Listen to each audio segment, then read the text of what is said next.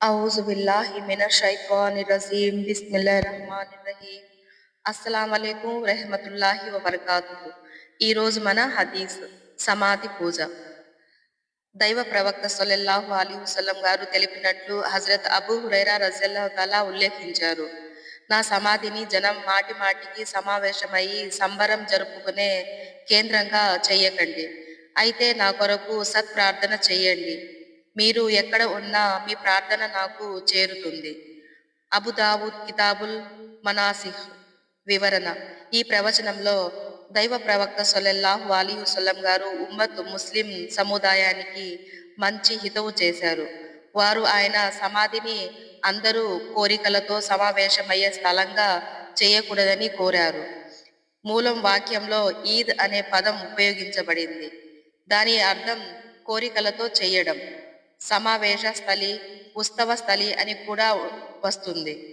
తన సమాధి వద్ద గుమిగూడడం, ఉరూస్ మేళా జరుపుకోకూడదని ఉద్దేశం. సత్ప్రార్థన చేయడానికి కూడా పలుమార్లు సమాధి వద్దకు వెళ్ళే అవసరం లేదు. ముస్లిం వ్యక్తి ఎక్కడ ఉన్నా ఆయనకు తన ప్రార్థన పంపవచ్చు. అతడు పంపించిన ప్రార్థన ఆయన వద్దకు చేరుతుంది ఇన్షా అల్లా.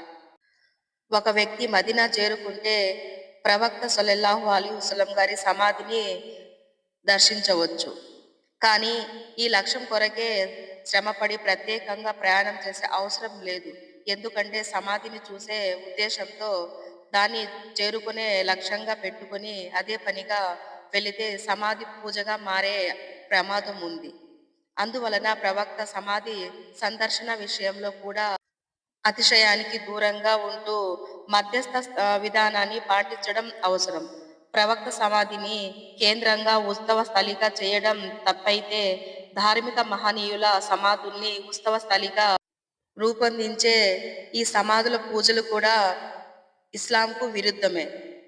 ఇస్లాంలో సమాధి పూజ హరాంగా చేయబడింది. ఎవరు అయితే దర్గాను ఉత్సవ ప్రదేశాలుగా మార్చుకుంటారో వారు ప్రవక్త సల్లల్లాహు అలైహి వసల్లం హితవుకు విరుద్ధంగా ప్రవర్తిస్తారు. వారి ఈ సమాధుల పూజ వైఖరిలో ఇస్లాంకు ఎలాంటి సంబంధం లేదు. అల్లాహ్ సుబ్హానహు వ తఆలా నాకు మరియు మీకు ఇలాంటి పనుల నుండి దూరం ఉంచుగాక. ఆమీన్ యా రబ్బుల్ ఆలమీన్. అస్సలాము అలైకుం వరహ్మతుల్లాహి వబరకాతుహు.